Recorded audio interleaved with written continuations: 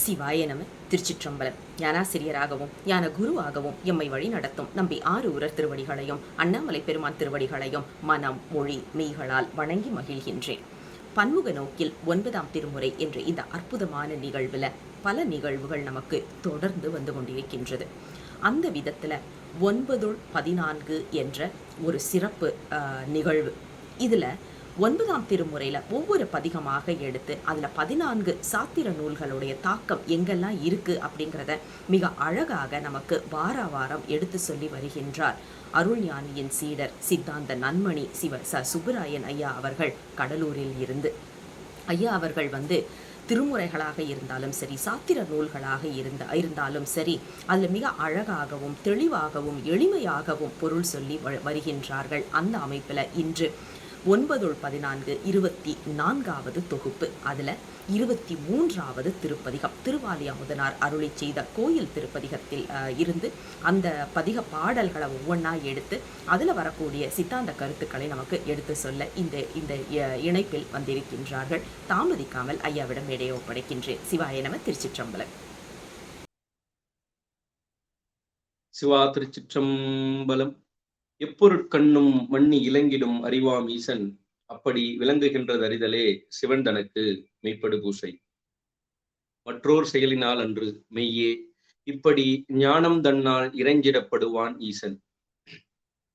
அருளாதொழிந்தால் அடியேனை அஞ்சேல் என்பார் ஆரிங்கு, பொருளா என்னை புகுந்தாண்ட பொன்னே பொன்னம்பல கூத்தா, மருளார் மனத்தோடு உனை பிரிந்து வருந்து வேணை வா என்றும், தெருளார் கூட்டம் காட்டாயேல் செத்தே போனால் சிறியாரோ, சிரிப்பார் களிப்பார் தேனிப்பார் திரண்டு முன் திருவார்த்தை இருப்பார், கேட்பார் மெச்சுவார் வெவ்வேறிருந்தும் திருநாமம் தரிப்பார், பொன்னம்பலத்தாடும் தலைவா என்பார் அவர் முன்னே, நரிப்பாய் நாயேன் இருப்பேனோ நம்பி இனித்தான் நல்காயே. அங்கு இங்கு எனாதபடி எங்கும் பிரகாசமாய் விளங்கும் முழு முதற் பொருளான சிவபெருமான் திருவருளாலும் 9ஆம் திருமுறை ஞானாசிரியர்களின் குருவருளாலும் பன்முக நோக்கில் 9ஆம் திருமுறை என்ற ஓராண்டு ஞான வேள்வியிலே இன்று 9-14 பாகம் 24 சிந்திக்க இருக்கின்றோம். இந்த ஓராண்டு எழுஞான பூசையில் தங்களை ஈடுபடுத்திக் கொண்டு பாடல்களையும் பொழிவுகளையும் தந்து கொண்டிருக்கக்கூடிய சிறியவர்கள் முதல் பெரியவர்கள் வரை விளங்கக்கூடிய அன்பு பெருமக்களாகிய அனைவரையும் இணையம் வாயிலாக இணைந்து பன்முக நோக்கில் 9ஆம் திருமுறையை கேட்டும் சிந்தித்தும் வருகின்ற அன்பர் பெருமக்களாகிய உங்கள் அனைவரையும் அடியேன் மனம் மொழி மெய்களாலே வணங்கி மகிழ்கின்றேன். இன்று 9-14 பாகம் 24 சிந்திப்பதற்கு இறைவனுடைய திருவருளும் 9ஆம் திருமுறை ஞானாசிரியர்களின் குருவருளும் நமக்கு கூட்டியுள்ளது. இதுவரை 23 பகுதிகளை சிந்திப்பதற்கு இறைவன் கருணை செய்திருக்கிறான். தொடர்ந்து 24வது பகுதியிலே 9ஆம் திருமுறையில் 23வது பதிகமாக விளங்கக்கூடிய திருவாலி அமுதனார் அருளி செய்த கோயில் திருப்பதிகத்தை இன்று சிந்திக்க இருக்கின்றோம். அந்த பதிகத்தில் உள்ள சித்தாந்த கருத்துக்களை ஓரளவுக்கு தொட்டு காட்டுவதற்கு இறைவன் கருணை செய்திருக்கிறான். ஏன்னா 9-14 என்பதை நம்ம தொடர்ந்து சிந்தித்து வரக்கூடிய ஒரு தலைப்பு. அதனால அந்த தலைப்பை பற்றி நாம் அனைவருக்கும் தெரியும். ஆகவே இந்த பதிகம் தில்லையிலே அருளி செய்யப்பட்டது. நட்டராகம் என்ற பண்ணிலே அமைந்துள்ளது. இந்த பதிகம் தில்லை பெருமானை காதலித்த ஒரு பெண் அவளது கூற்றாக அருளி செய்ததாக இந்த பதிகத்தை திருவாலி அமுதனார் அருளி செய்திருக்கிறார். அது அகத்துரை பாடல் போல அருளி இருக்கிறார் என்பதை நாம் பார்க்கலாம். இந்த பதிகத்திலே எல்லா பாடல்களும் அரிசீர் அடியால் அமைந்துள்ளன. அதுல முதல் பாடல்ல 2 அடிகள் மட்டும் 7 சீர்கள் வந்துள்ளன.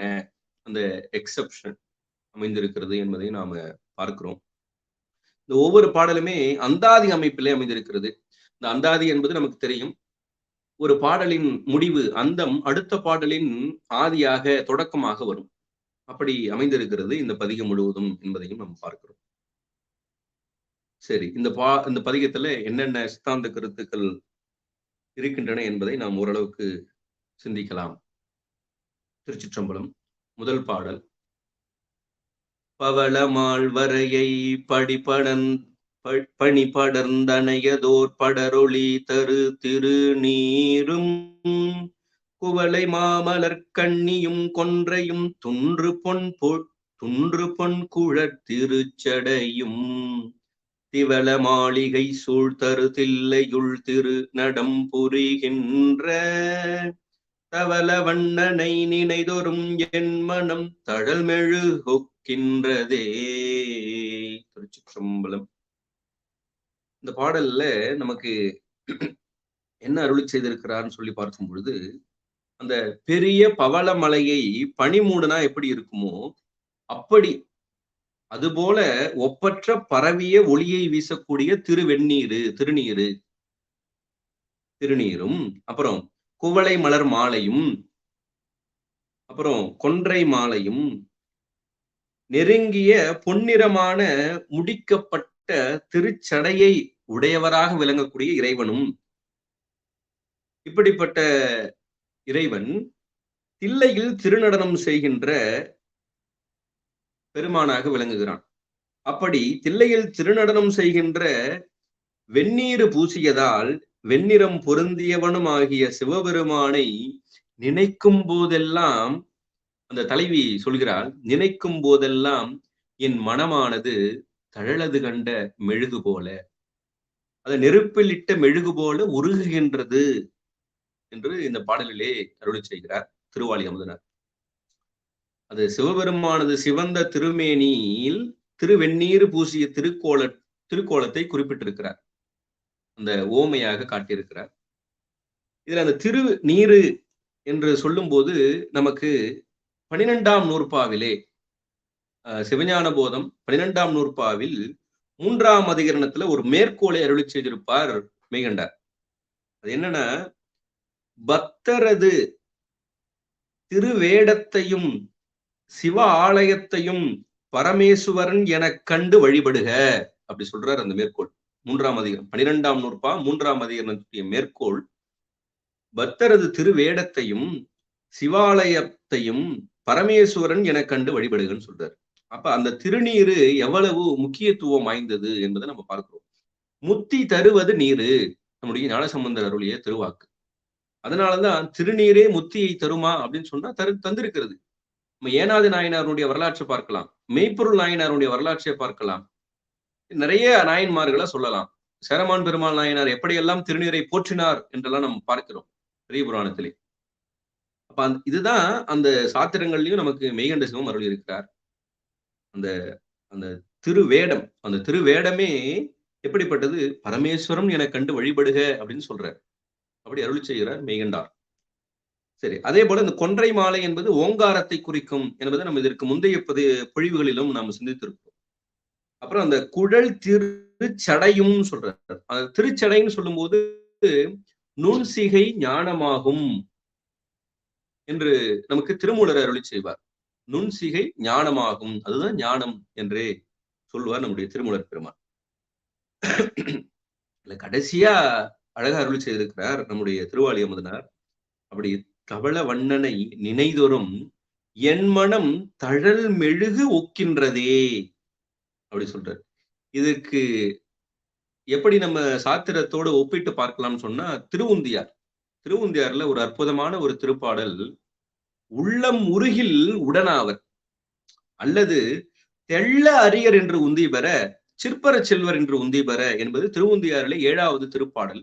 பாருங்க, உள்ளம் உருகில் உடனாவரா. மணிவாசக பெருமான் கூட நமக்கு அருளி செய்வார் இல்லையா, ஊனினை உருக்கி உள்ளொளி பெருக்கி, அந்த ஊன் உருகணும் அப்படின்னு சொல்றாரு. அதுதான் என் மனம் எப்படிதான் தழல் மெழுகு ஒக்கின்றதே, அந்த நெருப்பில் இட்ட மெழுகு போல உருகுகிறதா என்னுடைய மனம். அதுதான் அந்த பக்தியினுடைய ஒரு உச்சம். அதாவது அந்த உள்ளம் உருகில் உடனாவர், உள்ளம் உருகாவிட்டால் விலகி இருப்பார், உடன் ஆக மாட்டார் என்பது பொருள். அந்த சாத்திர கருத்தோட நம்ம பார்க்கிறோம். இது நம்முடைய ஞானசம்பந்தரும் அவருடைய திருக்கடைக்காப்புல ஒரு பாடல்ல அருளியிருப்பார், உள்ளம் உருகில் உடனாவர். இதே போல நம்முடைய ஞானசம்பந்தரும் அருளியிருப்பார் என்பதை நாம் ஒப்பிட்டு பார்க்கலாம். சரி, இரண்டாவது பாடல் அடுத்ததாக திருச்சிற்றம்பலம். ஒக்க ஒட்டந்த அந்தியும் மதியமும் அலைகடல் ஒளியோடு நெக்கு வீழ்தரு நெஞ்சினை பாய்தலும் நிறையழிந்திருப்பேனை செக்கர் மாளிகை சூழ்தரு தில்லையுள் திருநடம் வகையாலே பக்கமோட்டந்த மன்மதன் மலர்கனை படுந்தொரும் மலம்தேனே. திருச்சிற்றம்பலம். இந்த பாடல்ல என்ன அருளி செய்கிறார்னு பார்க்கும்போது, அது ஒரு சேர ஓடி வந்த மாலை காலமும் சந்திரனும் அலைகளை உடைய கடல் ஒளியும் சேர்ந்து நெகிழ்ந்து விழுகின்ற என் மனத்தில் தாக்குதலும் கற்பின் வரம்பு கடந்திருக்கின்ற என் மீது, அந்த தலைவி கூற்றாக இந்த பாடல் அருள் இருக்கிறார். அந்த கற்பின் வரம்பு கடந்திருக்கின்ற என் மீது செந்நிற ஒளி வீசும் மாளிகைகள் சூழ்ந்த தில்லை, அந்த தில்லையில் எழுந்தருளி இருக்கக்கூடிய இறைவன் அழகிய திருநடனத்தை செய்கின்ற விதத்தினால், அந்த சொல்றாங்க இல்லையா, அந்த சந்திரனும் மாலை காலமும் சொல்லும்போது அது பக்கத்தில் ஓடி வந்து மன்மதன் செலுத்திய மலர் அம்புகள் தைக்கும் தோறும் நான் மிக வருந்தினேன் என்று இந்த பாடல்ல சொல்றார். அதாவது தில்லையில் திருநடனம் செய்கின்ற பெருமானுடைய நடனத்தை தரிசித்தால் எப்படி இருக்குதான், என் மீது மன்மத அம்புகள் தைக்க நான் வருந்தினேன் என்று தலைவி கூற்றாக இந்த பாடலை அருளி இருக்கிறார். அப்ப இதுல இது அகத்துறை பாடலாக அமைந்திருக்கிறது என்பதை நம்ம ஏற்கனவே பார்த்திருக்கிறோம். இந்த பாடலை அகத்துறை பாடலாக அருளி இருக்கிறார். இதுல எப்படி நம்ம பார்க்கலாம் அப்படின்னா, உலகப்பற்று என்னை இழுக்கிறது, உலகப்பற்று என்னை இழுக்கிறது, அதை விடுத்து இறைவனோடு நான் கலக்க துடிக்கிறேன் என்பதுதான் இதுல உள்ள இருக்கக்கூடிய கருத்து. உலகப்பற்று என்னை அழைக்கின்றது, அதை விடுத்து இறைவனோடு கலக்க என்னுடைய மனம் துடிக்கின்றது என்பதாக உட்கருத்தாக இந்த பாடலை நம்முடைய திருவாளி அமுதனார் அருளியிருக்கிறார். அப்படித்தான் நமக்கு சித்தாந்தம் சொல்லுது, இந்த உலகத்தோடு இருக்காதீங்க, உலகம் என்பது நிலையானது அன்று. நம்ம எப்படி இருக்கணும் அப்படின்னு சொன்னா, பற்றுக பற்றற்றான் பற்றினை என்று நமக்கு திருவள்ளுவனாயனார் நமக்கு அருளியிருக்கிறார் என்பதை நம்ம பார்க்கிறோம். சரி, அடுத்தது மூன்றாவது திருப்பாடல். திருச்சிற்றம்பலம். அளந்து போயினேன் அம்பல கூத்தனே அணிதில்லை நகராளி சிலந்தியை அரசாள்க என்றருள் செய்த தேவதேவ ஈசனே உலர்ந்த மார்க்கண்டிக்காகி அக்காலனை உயிர் செக உதை கொண்ட மலர்ந்த பாதங்கள் வனமுலை மேல் ஒற்ற வந்தருள் செய்யாயே. திருச்சிற்றம்பலம். இந்த பாடல்ல நிறைய கருத்துக்களை நமக்கு வைத்திருக்கிறார் நம்முடைய திருவாளி அமுதனார். என்ன கருத்து சொல்லப்படுகிறது அப்படின்னு சொல்லி பார்க்கும்போது,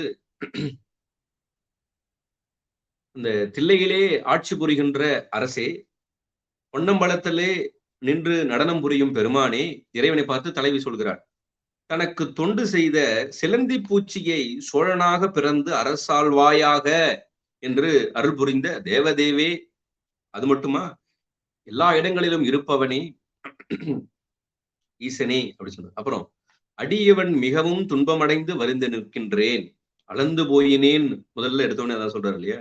அப்ப துன்பமடைந்த மார்க்கண்டருக்காக அந்த யமனை உயிர் நீக்கும்படி உதைத்து அருளிய பரவிய உனது பாதங்கள் என் அழகிய கொங்கையின் மீது ஒற்றுமாறு வந்து அருள் செய்வாயாக என்று தலைவி தலைவனை பார்த்து அழைப்பதாக இந்த பாடலை அமைத்திருக்கிறார்.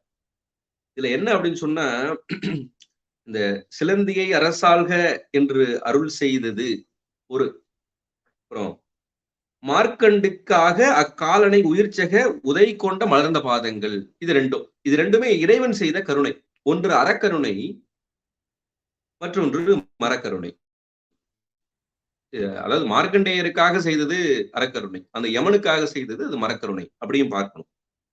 இதே இந்த அறக்கருணை மரக்கருணை எப்படி பார்க்கலாம் அப்படின்னு சொன்னா, இந்த 3வது அடியில உதை கொண்ட மலர்ந்த பாதங்கள் என்று இருக்கிறது இல்லையா, அதை உதை கொண்ட பாதங்கள் மலர்ந்த பாதங்கள் என்று இப்படி பிரிக்கலாம். அப்படி பிரிக்கும் போது உதை கொண்ட பாதங்கள் என்பது மரக்கருணையையும், மலர்ந்த பாதங்கள் என்பது அறக்கருணையையும் நமக்கு எடுத்து காட்டுகின்றன என்பதை நாம் ஒப்பிட்டு பார்க்கலாம். இல்ல தேவ தேவ ஈசனே என்று குறிப்பிடுகிறார் இல்லையா, அது சிவபெருமானுக்கு மட்டுமே உரியது. அனைத்து தேவர்களுக்கும் தலைவன், முழு முதற் பொருள் சிவபெருமான் ஒருவனே. அந்த அந்த ஏக தெய்வம், அந்த ஏக தெய்வ வழிபாட்டை இங்கே வலியுறுத்துகிறார் திருவாலியமுதனார். அதை நம்ம ஒப்பிட்டு பார்க்கலாம்.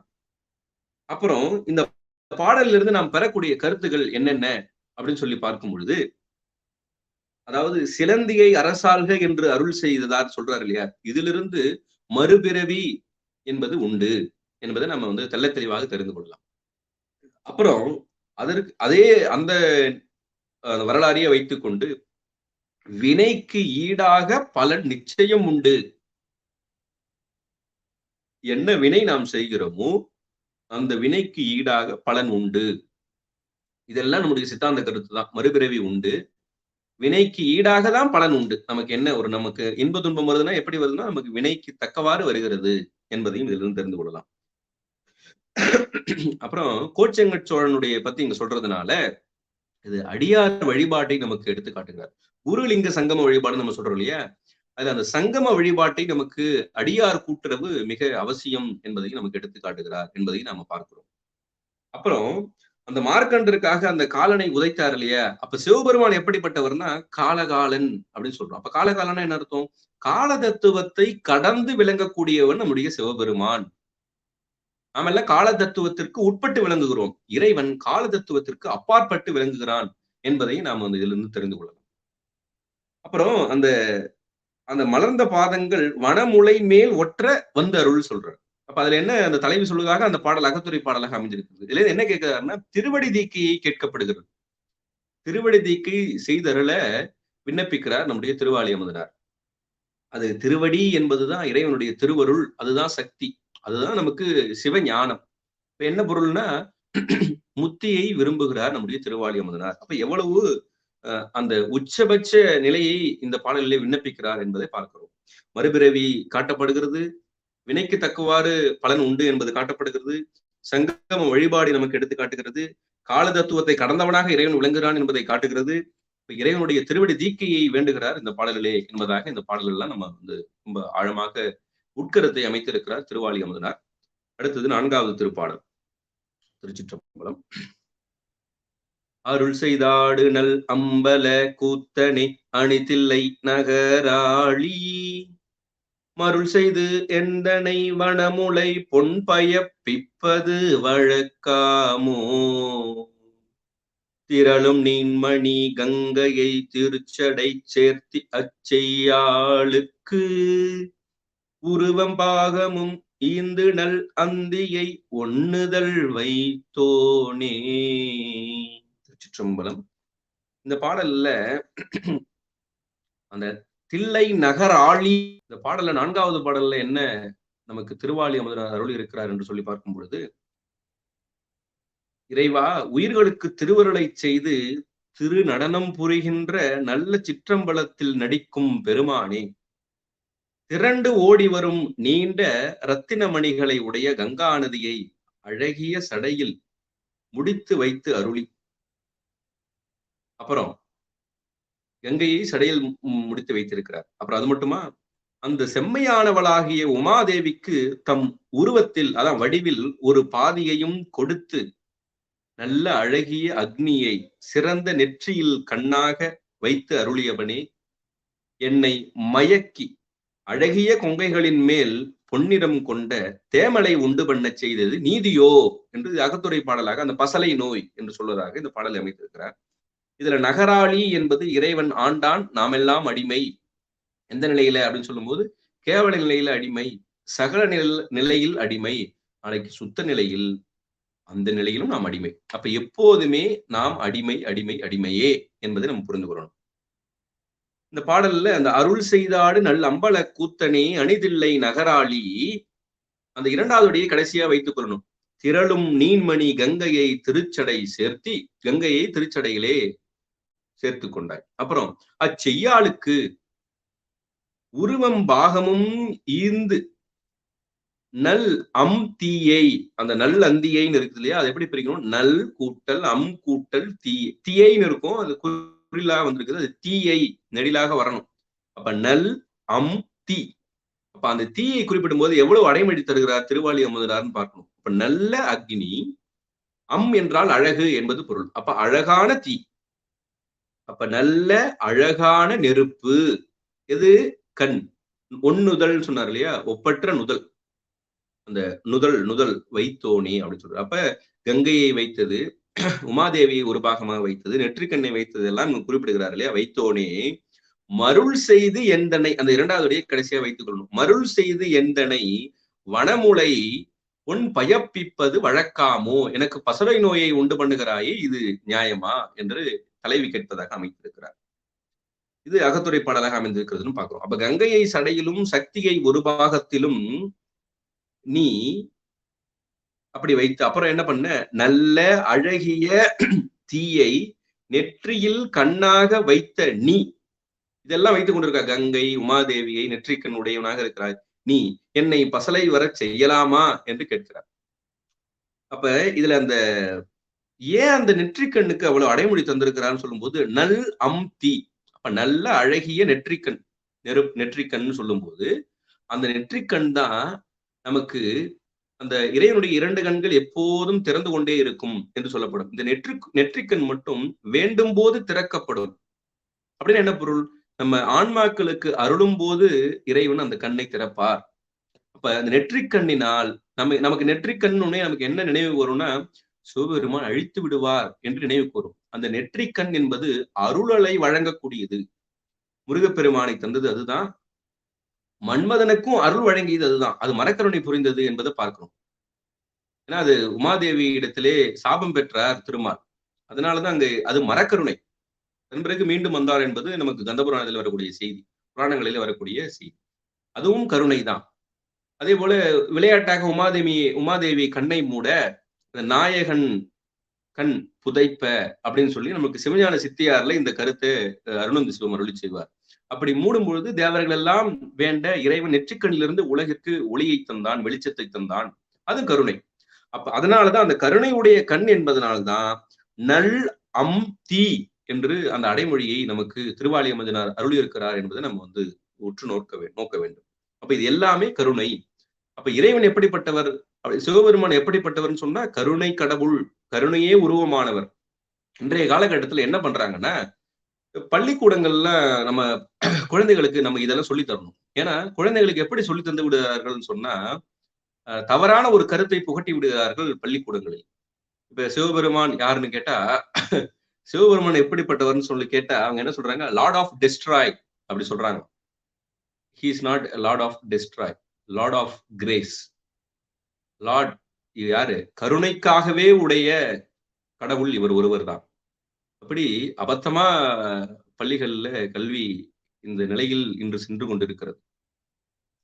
இறைவன் கருணை கடவுள் என்பதை நம்ம சிறிய குழந்தைகளுக்கும் நாம் சொல்லிக் கொடுக்க வேண்டும். ஏன்னா இன்னைக்கு கல்விக்கூடங்கள்ல இவ்வாறு தவறுதான ஒரு கருத்துக்களை எல்லாம் குழந்தைகளுக்கு புகட்டப்பட்டு வருகின்றன. இது ரொம்ப வருத்தத்துக்குரிய ஒரு செய்தி. அதனால அப்ப இறைவன் கருணையே வடிவமானவர் என்பதை நம்ம புரிந்து கொள்ளணும். அப்ப இந்த பாடல்ல அந்த தலைவி சொல்வதாக அமைந்திருப்பதனால் நாம் பெறக்கூடிய கருத்து என்ன அப்படின்னு சொல்லி பார்க்கும்போது, இறைவனோடு கலக்க வேண்டும் என்பதுதான் நோக்கம். இறைவனோடு நாம் அத்துவிதமாக கலக்க வேண்டும் என்பதுதான் திருவாலி அமுதனார் நமக்கு மறைமுகமாக அந்த சித்தாந்த உள்நோக்கத்தை தான் நமக்கு வெளிப்படுத்துகிறார் என்பதை நம்ம பார்க்கிறோம்.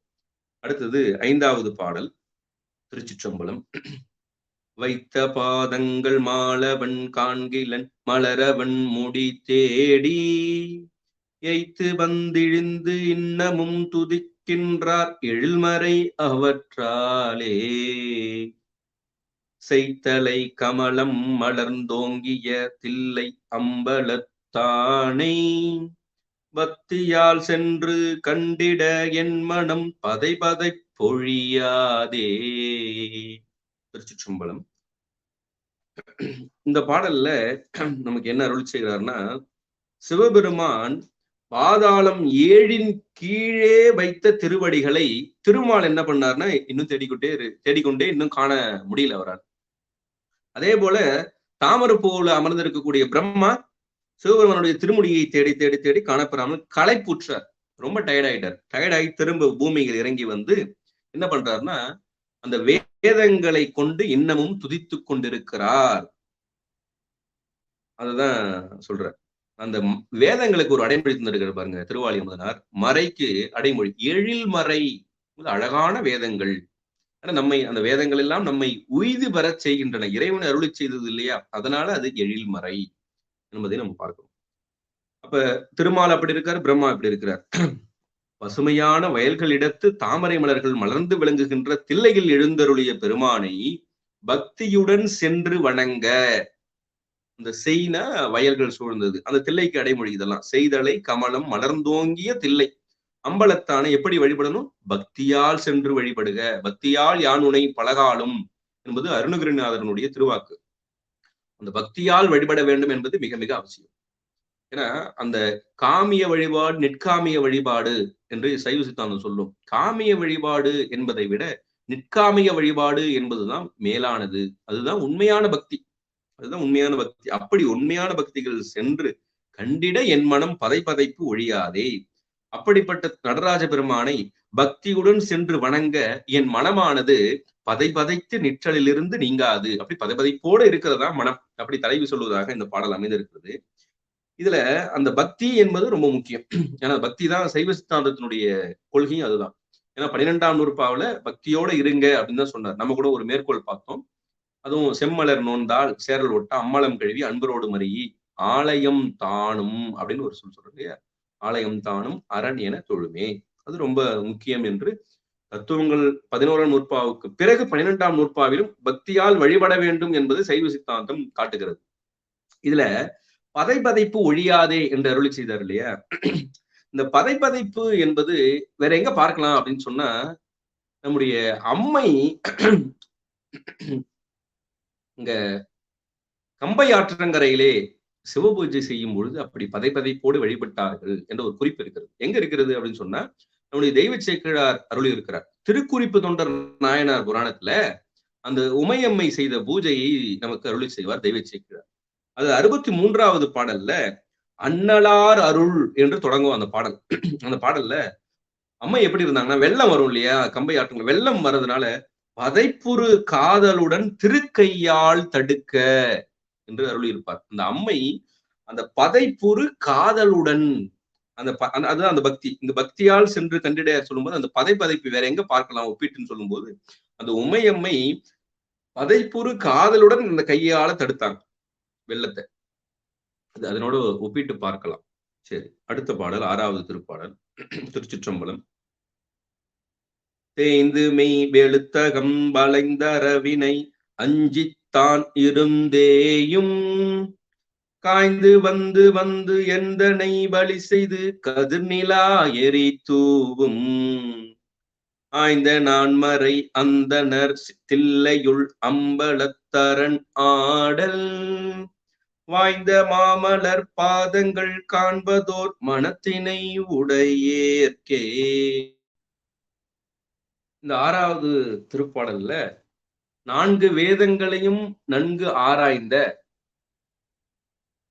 அந்தணர் வாழ்கின்ற தில்லைப்பதியில் உள்ள திருச்சிற்றம்பலத்துள் நடனம் புரிகின்ற சிவபெருமானது தாமரை மலர் போன்ற அழகிய திருவடிகளை தரிசிக்க வேண்டும் என்பதாகிய ஒப்பற்ற கருத்தினை உடைய என் மீது தலைவி கூற்றாக அமைத்திருக்கிறார். என் மீது வெள்ளிய கிரணங்களை வீசும் சந்திரன் மெலிந்து உடல் வெளுத்து வளைந்து பாம்புக்கு பயந்து தான் இருந்தாலும், இறைவனுடைய திருச்சடையில அந்த சந்திரன் எப்படி இருக்கிறதுனா, அந்த மெலிந்து ரொம்ப மெலிசா இருக்கு, ரொம்ப மெலிந்து உடல் வெளுத்து வளைந்து. எதனால இப்படி இருக்குதுன்னா, இறைவனிடத்துல அங்க இருக்கக்கூடிய பாம்புக்கு அரவுக்கு பயந்து கொண்டு அச்சத்தினால பயந்துதான் இருக்குது.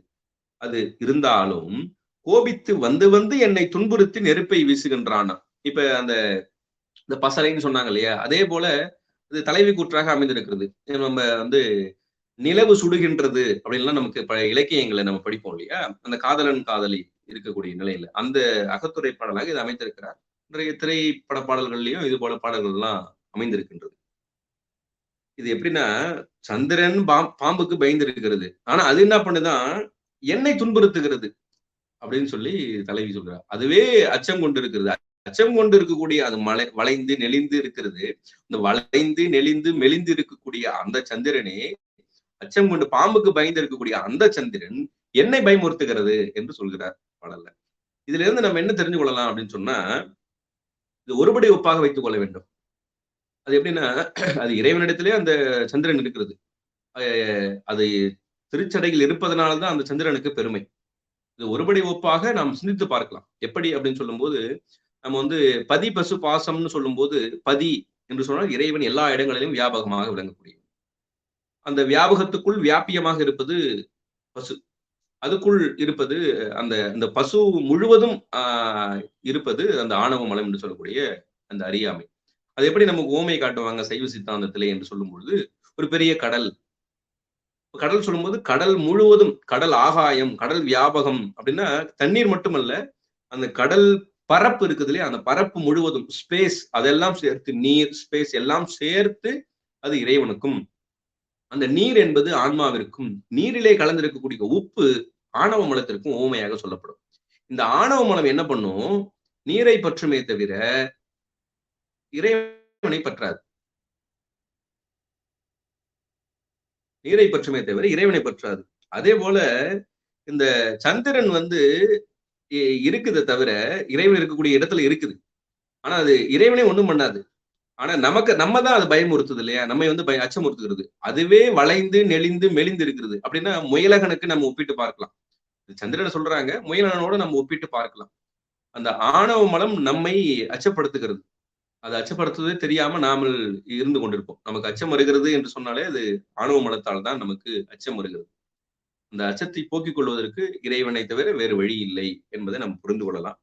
சரி, அடுத்த பாடல். திருச்சிற்றம்பலம். உடையும் பாய்புலி தோளும் நல் அரவமும் உண்பதும் பழி தேர்ந்து விடையது ஊர்வதும் மேவிடம் கொடுவரை ஆகிலும் என் நெஞ்சம் மடைகொள் வாழைகள் குதிகொளும் வயல் தில்லை அம்பலத்தணல் ஆடும் உடைய கோவினை அன்றி மற்றாரையும் உள்ளுவதறியேனே. இந்த 7வது பாடலிலே சிவபெருமான் அடியும் ஆடை என்ன அப்படின்னு சொல்லி கேட்டா, பாய்கின்ற புலித்தோல், அப்புறம் நல்ல பாம்பு, அது கச்சி, அது பெல்ட்ன்னு சொல்றாங்க இல்லையா? அப்படி.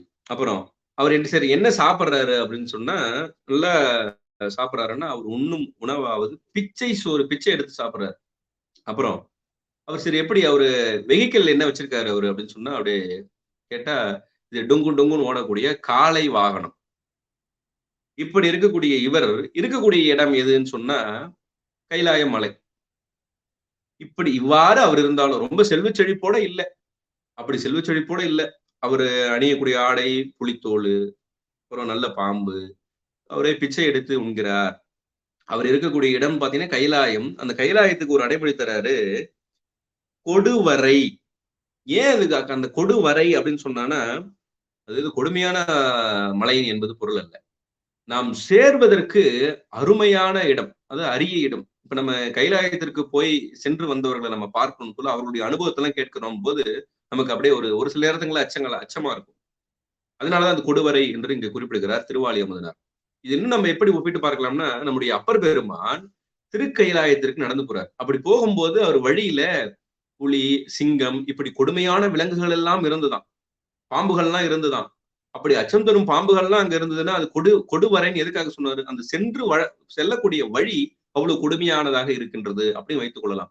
ஆனா அந்த பாம்புகளே அப்பர் பெருமானை பார்த்து வெளிச்சம் தருமா, இரவுல நடப்பாராம், நடக்கும்போது அதுவே வெளிச்சம் தரும் அப்படின்னு நமக்கு சேக்கிழார் பெரிய புராணத்திலே அருளியிருப்பார். அப்படி அச்சம் தரக்கூடிய விலங்குகள் எல்லாம் இருக்கிறது இல்லையா வழி. இன்றைக்கு பார்த்தோம்னா நம்ம அது சென்று வரக்கூடியது மிக எளிதா? எவ்வளவு ஒரு அதாவது ரொம்ப வயது ஆகிவிட்டால் எல்லாம் செல்ல முடியாது, இளமை இருக்கும் பொழுதே செல்ல வேண்டும் என்றெல்லாம் சொல்லப்படுகிறது இல்லையா? இளமை இருக்கும்போது நாம செல்ல முடியுமான்னா இறைவன் அழைத்தால் நாம் செல்லலாம். அவ்வளவு செல்வதற்கு அரிதானது, அருமையானது. அதனால அந்த கொடுவரை என்று அருளி செய்தார். அதான் கொடுமையானது என்று நம்ம நினைத்துக் கொள்ளக்கூடாது. இதுதான் அது காரணம். சென்றுவதற்கு அருமையானது. அது செல்வதற்கு நாம் ரொம்ப அச்சப்பட்டு போகக்கூடிய நிலையெல்லாம் இருக்கிறது. அங்க போய் சில இடங்களுக்கு போகும்போது அச்சத்தோடு தான் போறோம். குளிர் வாட்டும். இப்படியெல்லாம் இருக்கிறது இல்லையா? அதனாலதான் அது கொடுவரை என்று அருள் இருக்கிறார் என்பதை நம்ம சிந்தித்து பார்க்கணும். சரி. அப்படிப்பட்ட சிவபெருமான் அவர் செல்வ செழிப்போட இல்ல. அப்படிப்பட்ட சிவபெருமான் அப்படிதான் அவர் இருந்தாலும் என்னுடைய மனசு எப்படி இருக்குதுன்னா தில்லையில் சிற்றம்பலத்தில் நின்று நடனமாடும் அவர் என்னை அடிமையாக உடைய இறைவன் அவர். அவரை தவிர அவர் என்னை அடிமையாக உடையவர் தான். அவரை தவிர வேறு ஒருவரையும் நினைத்தலை நான் அறியேன். ரொம்ப ஒரு அற்புதமான ஒரு திருப்பாடல் இந்த பாடல். நமக்கு சைவ சித்தாந்த கருத்தை எடுத்து காட்டக்கூடியதாக ஒரு பாடல் இருக்குது அப்படின்னு சொன்னா இந்த பாடலை சொல்லலாம். இதே கருத்தை நமக்கு சிவஞான சித்தியார்ல சிவபெருமான் ஈரில்லாதவன் சிவபெருமான் ஒருவனே. அப்ப ஈரில்லாதவன் சிவபெருமான் ஒருவனே என்று சொல்வதனால தான், அதை தெரிந்து இருப்பதனால்தான் தலைவி கூற்றாக திருவாளி அமுதனார் இந்த பாடல்ல அந்த கோவினை அன்றி மற்ற யாரையும் உள்ளுவது அறியேனே, மற்றோர் தெய்வம் கனவிலும் நினையேன்.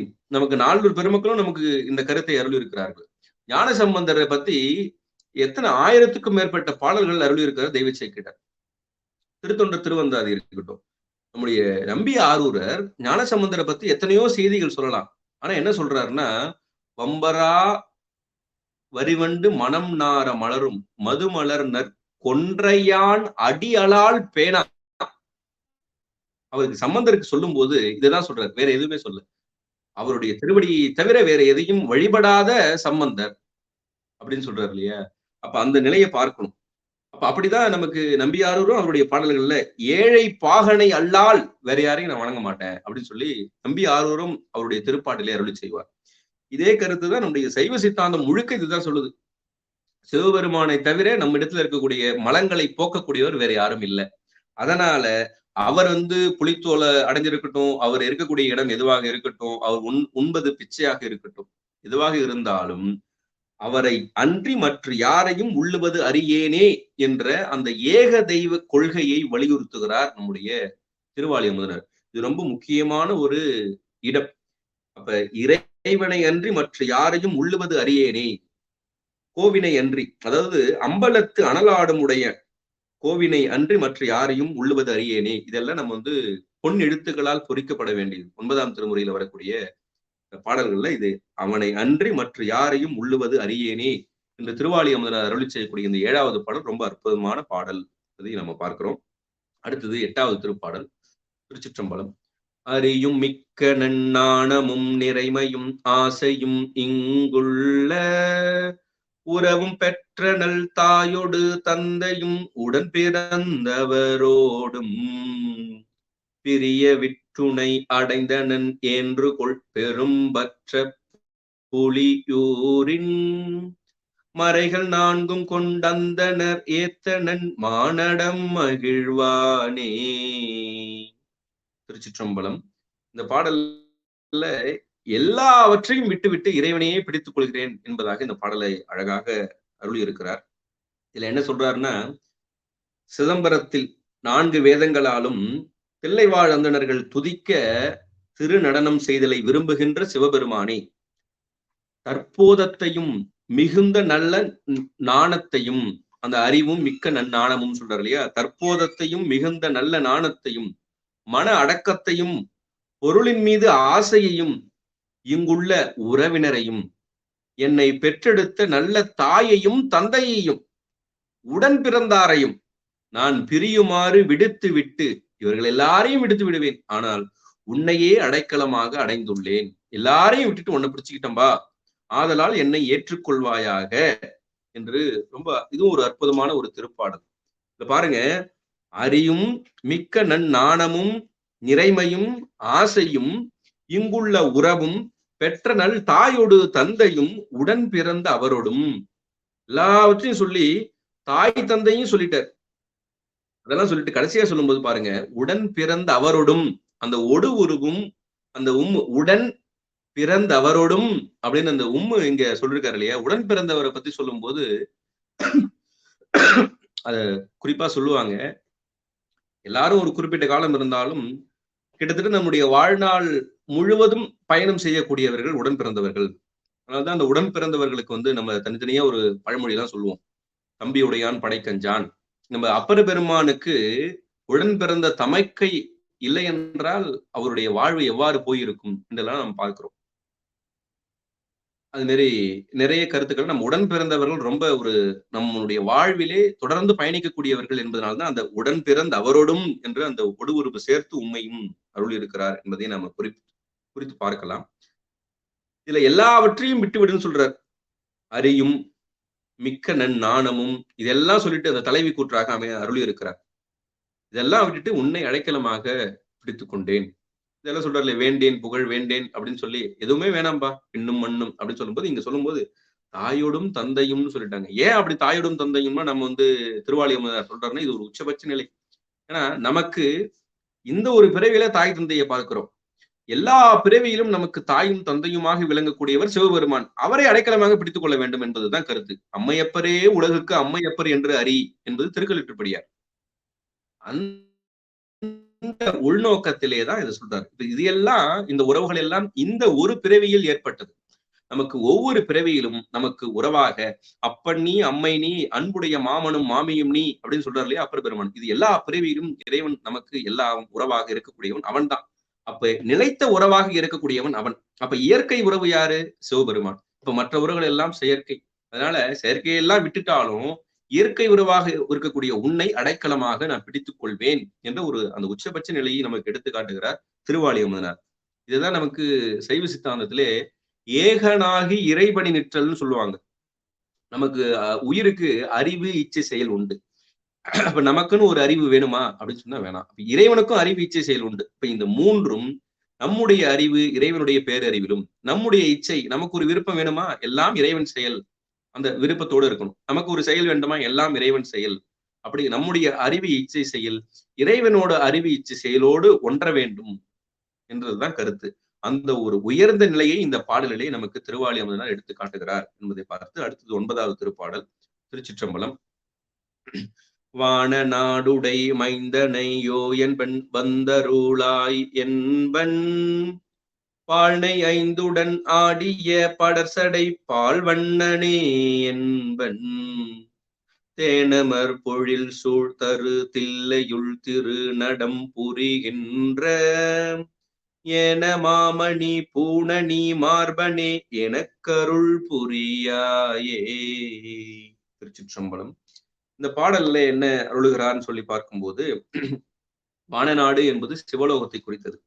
அப்ப தில்லையில் திருநடனம் செய்கின்ற பன்றி கொம்பாகிய அழகிய ஆபரணத்தை அணிந்த திருமார்பை உடையவனே, சிவலோகத்தை தனது நாடாக உடைய வலிமை வாய்ந்தவனே, ஓ என்று முறையிடுவேன் நீ அருள்வாயாக. ஓ என்று முறையிடுவேன் அப்படி இறங்குவதாக இந்த பாடலை அமைத்திருக்கிறார். நீ அருள் புரிவாயா என்பேன்.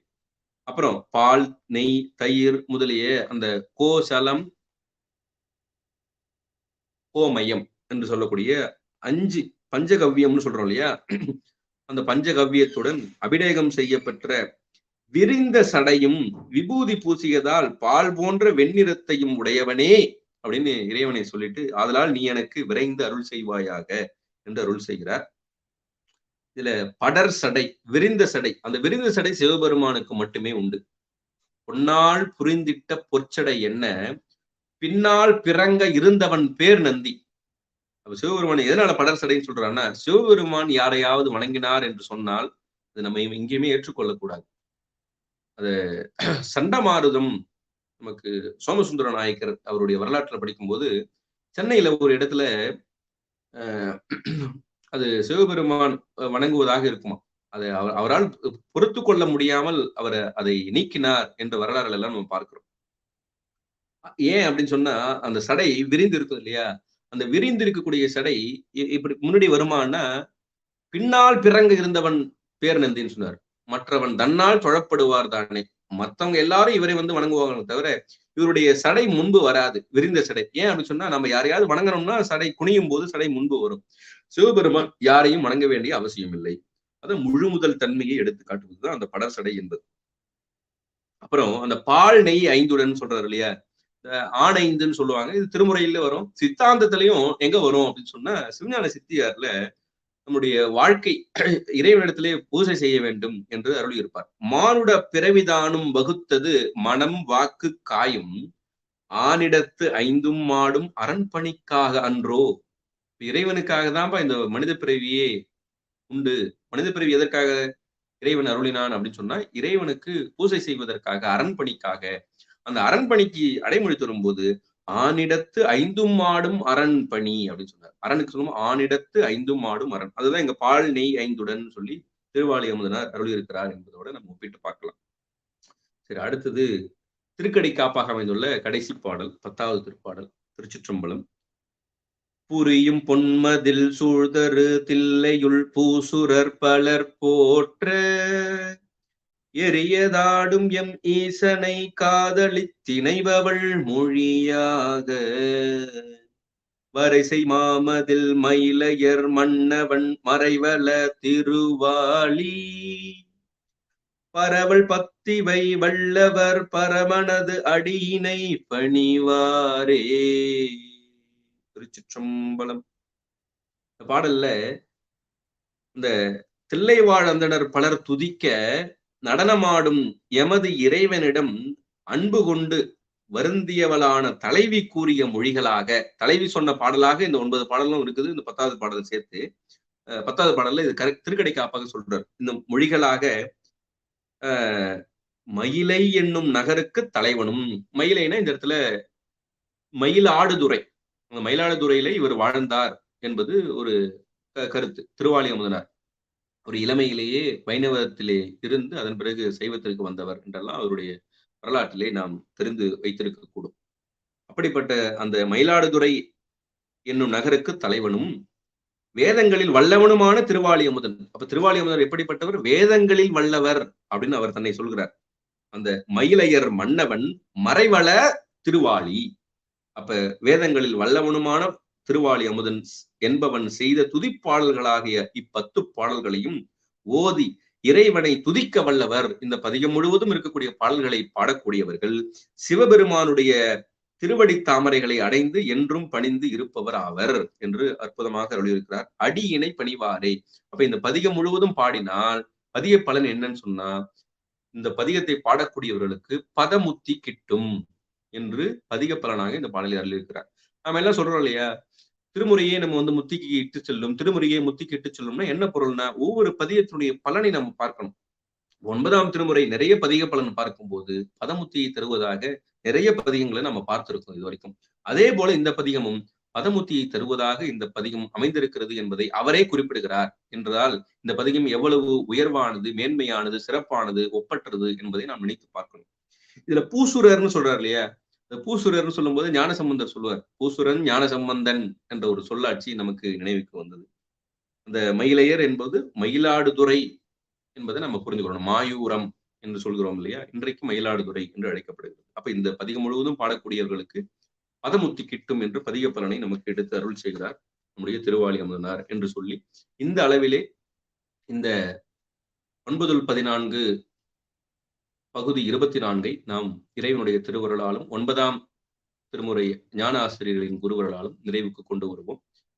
அடுத்து இருக்கக்கூடிய அடுத்த பதிகங்களை இறைவனுடைய திருவருளும் ஞான ஆசிரியர்களும் குருவருளும் நம்மை இட்டு செல்ல சிந்திக்கலாம் என்று சொல்லி நிறைவு செய்வோம்.